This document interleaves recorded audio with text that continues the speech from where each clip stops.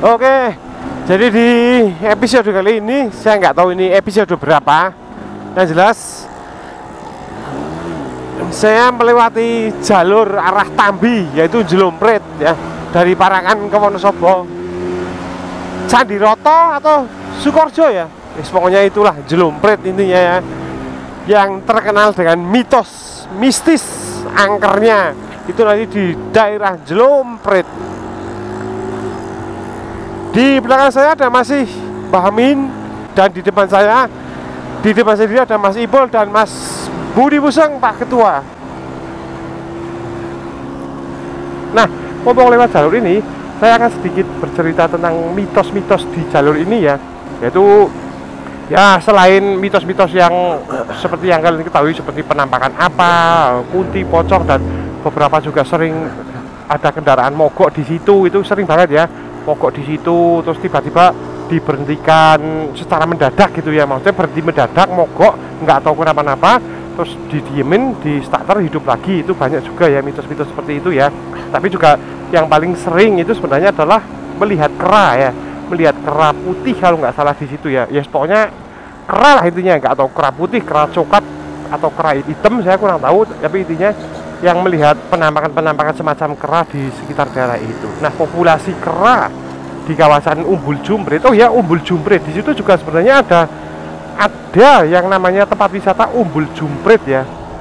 Dan ada satu lagi makam Ki Jumprit kalau nggak salah ya. Jadi itu merupakan tempat wisata, tapi sebenarnya bukan di jalur ini ya. Mungkin ini adalah jalur Jumprit, memang terkenalnya jalur Jumprit, tapi sebenarnya bukan melewati jalur ini, tapi nanti sebenarnya masuk lagi gitu loh, masuk ke daerah sebelahnya lagi. Maksudnya jalur ini memang jalur Jumprit, cuma sebenarnya kawasan wisatanya itu Umbul Jumpritnya dan makam Ki Jumpritnya itu terletak di sebelahnya, bukan pas di jalur ini gitu maksudnya ya.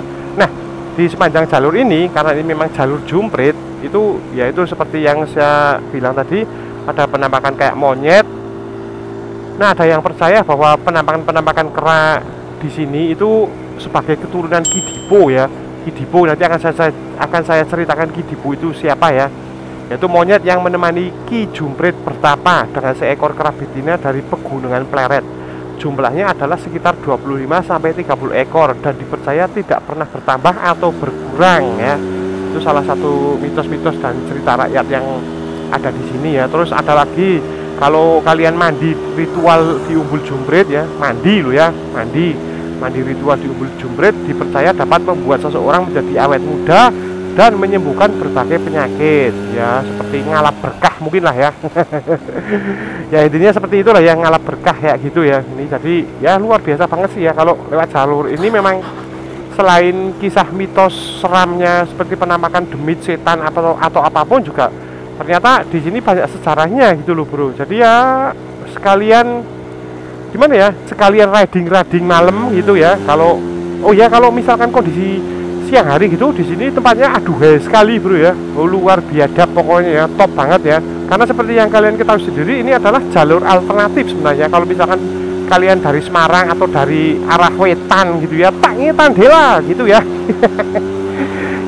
Tak ngetan dela dari arah wetan itu sebagai alternatif, itu kalian bisa melewati jalur ini ya, jalur Jumprit, tembus Kebun Teh Tambi, terus untuk kemudian tembus ke Kejajar ya, Kejajar langsung ya, di bawah Kejajar untuk kemudian ke Dieng. Jadi bisa langsung ke Dieng tanpa melewati kota Wonosobo, dan itu lebih dekat. Kalau kalian dari arah wetan ya, dari arah timur itu lebih dekat lewat jalur ini sebenarnya kalau menuju ke Dieng gitu.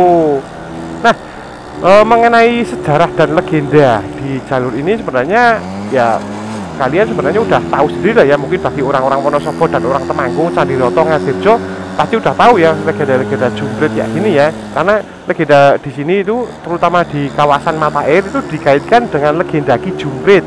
Ki Jumprit adalah seorang ahli nujum kerajaan Majapahit ya. Lokasi yang disebut sebagai tempat titilasan Ki Jumprit yang konon juga dipercaya sebagai salah satu putra Prabu Brawijaya. Ia meninggalkan keraton untuk bertapa dengan ditemani seekor monyet bernama Ki Dipo. Nah itu ya, Ki Dipo yang saya sebut tadi itu ya. Jadi monyetnya dinamai Ki Dipo. Nah jadi kalau kalian melihat monyet-monyet di sekitaran sini, baik itu siang hari maupun hari, itu itu dipercaya sebagai keturunan dari Ki Dipo yang jumlahnya sekitar 25 sampai 30 dan tidak kurang, tidak lebih ya. Kemudian maksudnya tidak bertambah dan tidak berkurang intinya gitu ya. Jadi antara kisaran itulah 25 dan 30. Tidak ada yang meninggal dan tidak bertambah intinya ya. Tidak ada yang menghilang dan tidak bertambah. Itu konon ceritanya seperti itu.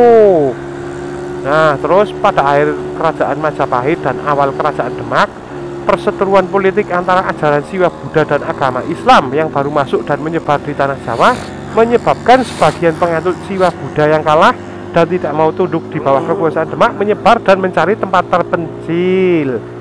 Intinya ya mungkin seperti ini ya.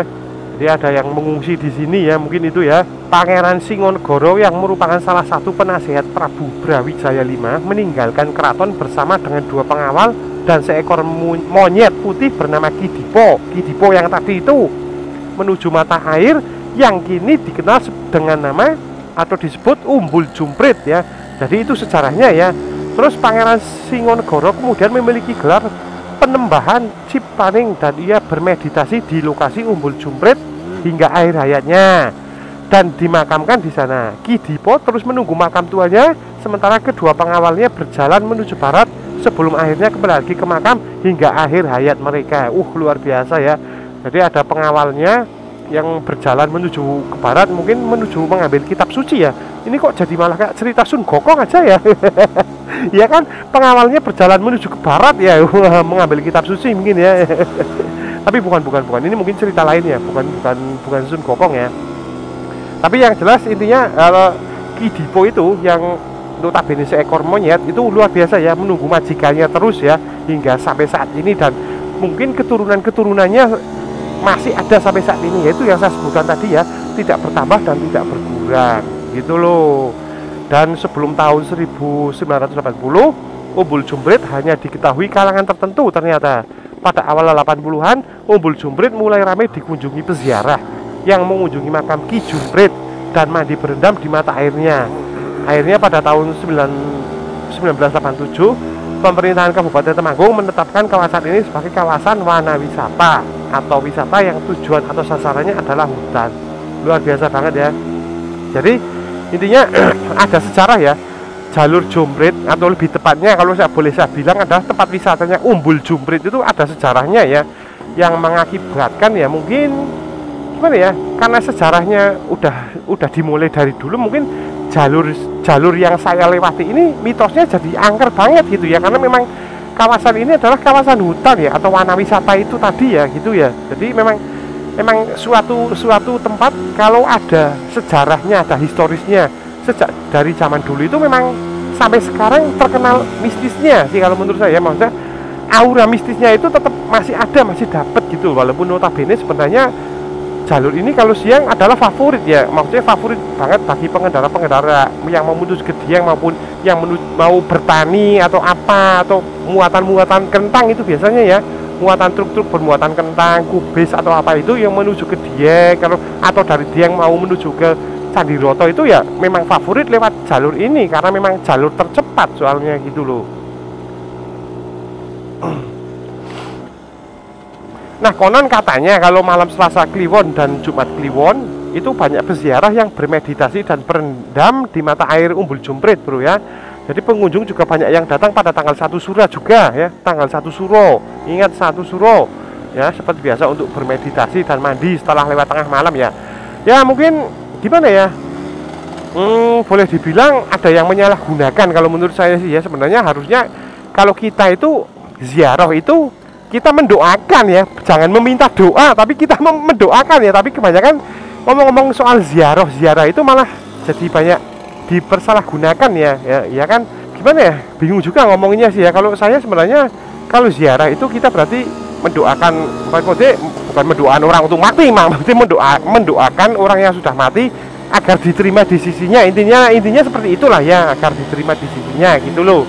Tapi kebanyakan malah ada sebagian oknum yang memanfaatkan ziarah itu untuk ngalap berkah, kasarannya seperti itu ya, ngalap berkah untuk meminta jabatan, meminta persugihan dan apapun itu ya, maksudnya dengan embel-embel seperti itu. Maksudnya gini loh, maksudnya kita mendoakan orang yang sudah meninggal tapi dengan embel-embel ada timbal baliknya. Itu kan kalau menurut saya enggak lah ya, jangan kayak gitu ya. Kalau kita meminta sesuatu ya kepada Tuhan yang Maha Kuasa ya, kepada Tuhan yang Maha Kuasa menurut kepercayaan kita masing-masing ya. Kalau Islam ya menurut Allah, atau mungkin agama lain menurut siapa gitu ya. Jadi kalau kita meminta sesuatu itu ya meminta kepada pencipta kita gitu, maksudnya berdoa, intinya berdoa gitu loh ya.